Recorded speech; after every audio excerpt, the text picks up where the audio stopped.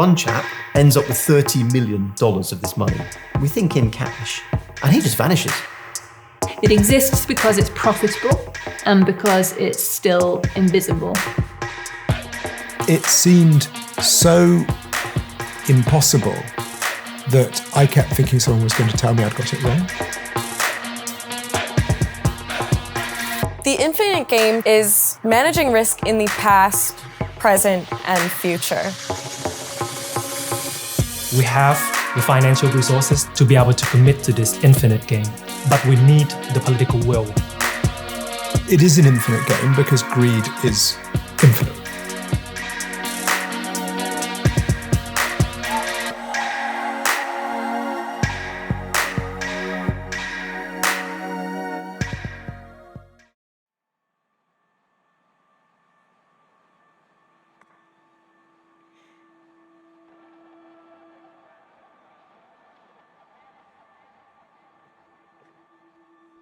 The infinite game for our customers is managing risk in the past, present, and future.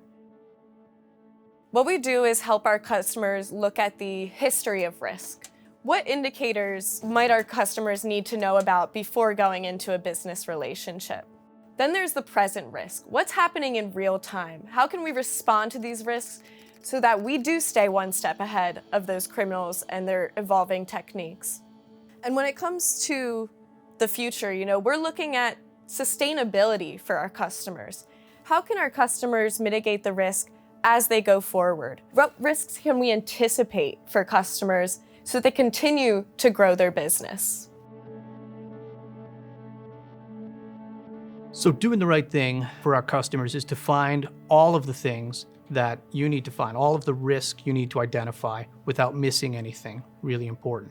So it's really quite critical that a customer can cast that wide net, find all those important items that will have negative impact on them later. The infinite game is a bit like whack-a-mole. You find one bad actor over here and two more pop up over here.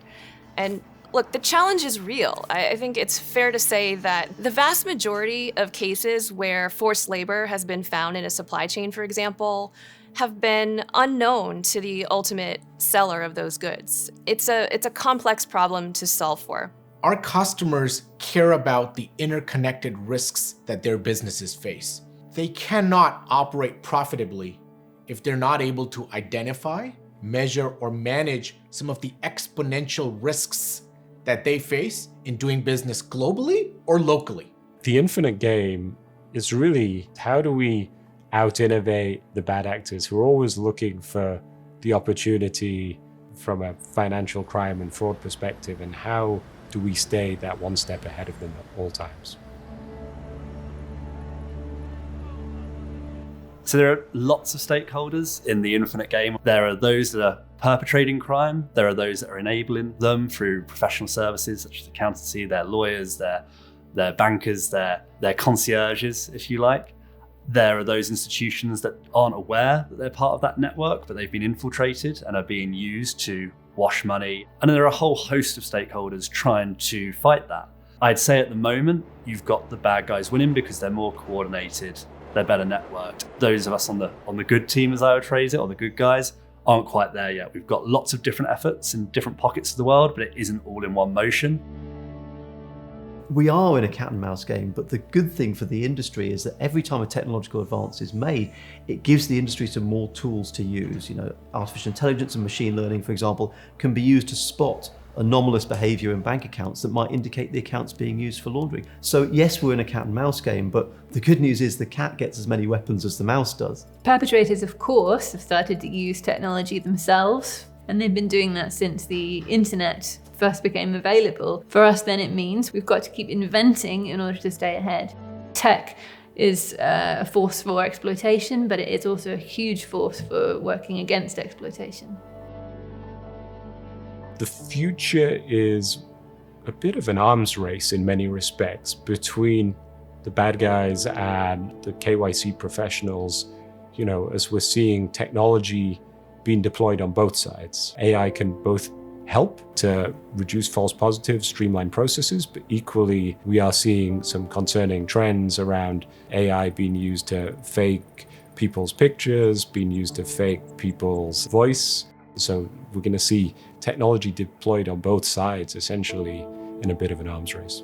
Technology is really it's the big bazooka you can bring to the fight. You can have all the intention in the world, you can have all the fighting spirit, but if you don't have the tools, you're going to be fairly ineffective.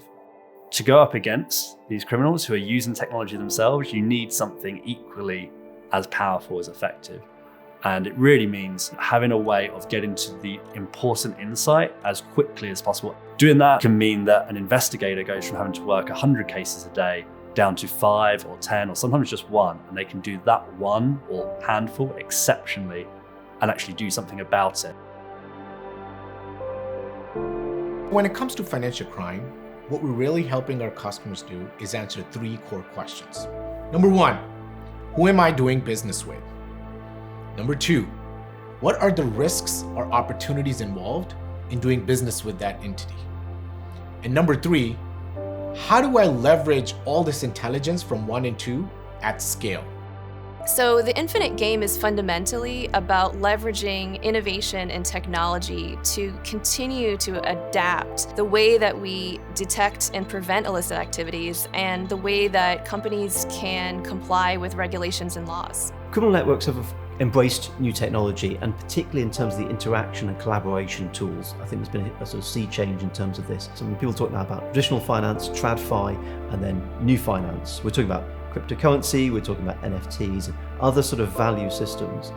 Now what's interesting is for criminals that's fertile territory, because often the regulation inevitably is lagging behind these new high-tech worlds. That gives the criminals room to maneuver in these kind of new finance type areas. But the good news, I suppose, is for the defenders, these new high-tech forms of finance allow them to use new tools, things like artificial intelligence, to spot where the criminals are hiding and moving their money. So one of the things we have to think about when we're playing the infinite game in a world of exponential risk is that if you've got a water shortage somewhere, that might lead to potential tensions between 2 countries that share it. That tension might lead to gaps in governance as people get ready for a potential conflict. Criminals will go there because there is opportunity. If you know they're going to go there, you can set your controls in advance. However, if you were just looking to tick the box or do the one task well, you're going to miss all of that and you're going to be beaten before you even knew you were playing. The challenge with financial crime is it impacts everybody from companies to governments to consumers. And really, for all of us, we see that through added cost to things like groceries, services. So really trying to fight that battle against financial crime should really help the whole of society. Every single company in the world, no matter how big or small, or no matter what flavor of business they are in, must understand who are they doing business with. And they must comply with regulations somewhere. So we work with customers of every shape and size. Big, small, we work with insurance companies, corporates, financial institutions, asset managers, everything that you can think of. And that's because this is a universal problem that everyone faces, and we can help all of them to solve those problems.